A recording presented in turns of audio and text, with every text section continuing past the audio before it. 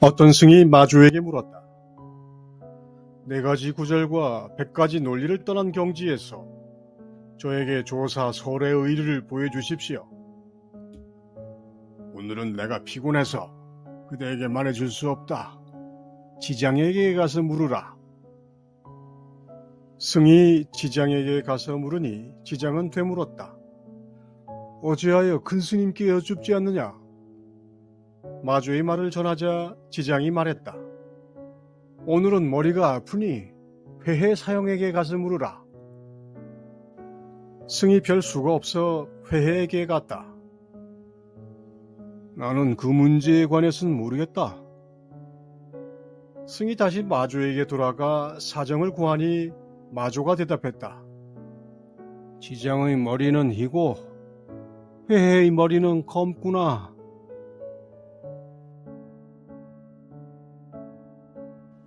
네 가지 구절과 100가지 논리를 떠난 경지, 한자어로는 사구백비라고 합니다.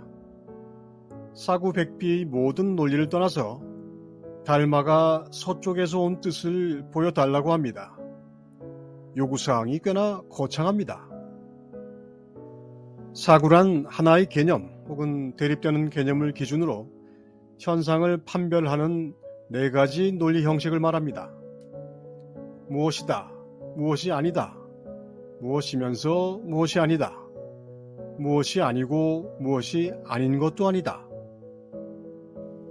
사구마다 사구가 있으니 제곱해서 16이 됩니다.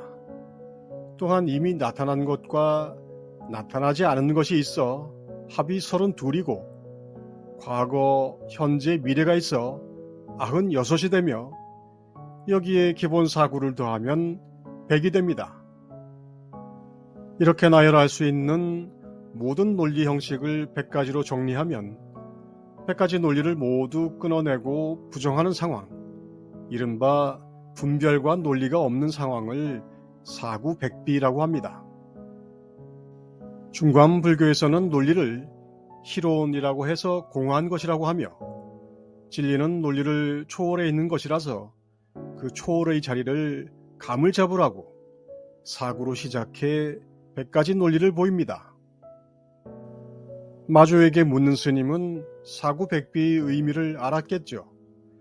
그래서 이 말을 거론한 이상 말 같자는 말은 더 이상 말고 확연하게 알려달라는 의미로 그 경지를 말했던 것입니다.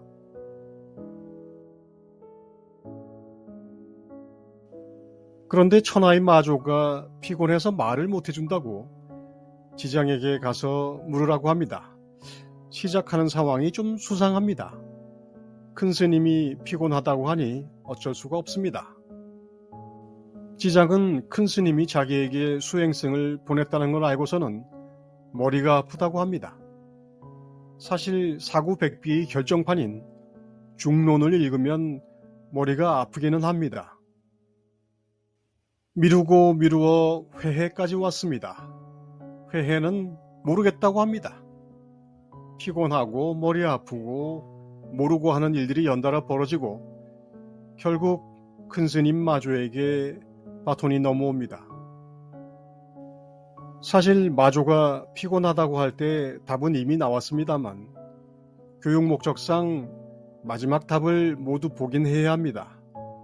지장의 머리는 희고 회해는 검다는 말에는 특별히 색깔이 들어가 있습니다. 우리가 흔히 말하는 논리의 끝판왕, 흑백 논리입니다.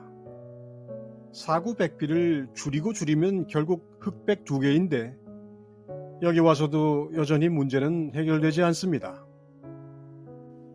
검고 흰 것이 섞여서 회색이 되는 것이 아니라 서로에게 뚫리고 들어가 색이 없어져 버려야 달마의 뜻이 드러나니 스님은 사구백비를 2개까지는 줄여주셨습니다.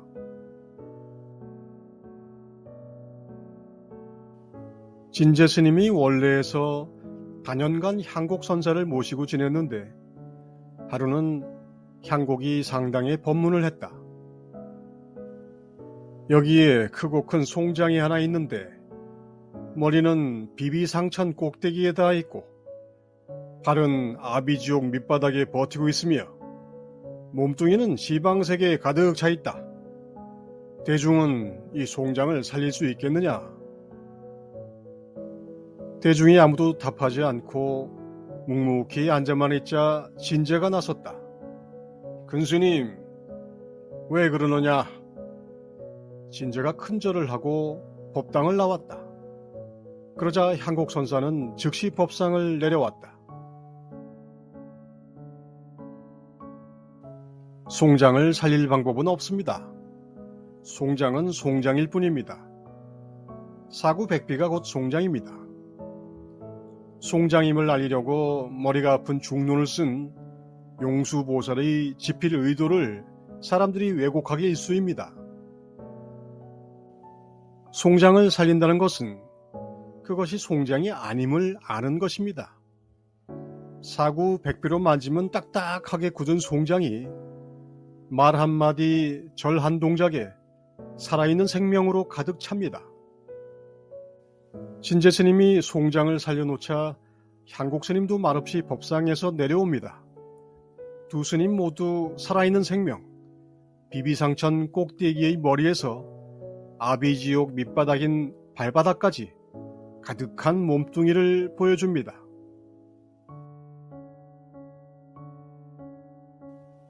불추로 지천하, 불규윳 견천도, 기출미원 기지미소, 시성인 불행이지, 불견이명 불이이성.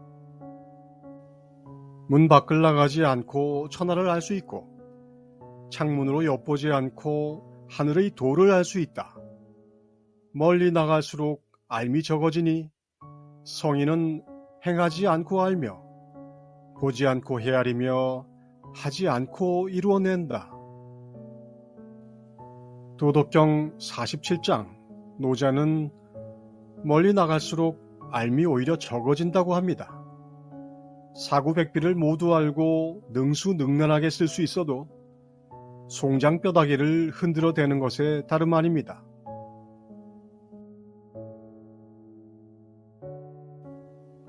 앙산이 꿈에 도솔천 내원궁에 들어갔는데 법당 안에 모든 자리가 다 찼으나 제2자가 비어 있었다.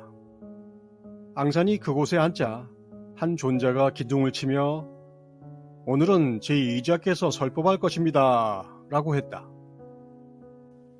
앙산이 일어나 기둥을 치고 말하기를 대승법은 사구를 떠났고 백비를 끊었으니 잘들 들어라 하니 대중이 모두 흩어졌다. 잠을 깨어 위산에게 아뢰자 위산이 말했다. 그대는 이미 성인의 지위에 들어갔다. 앙산이 절을 올렸다.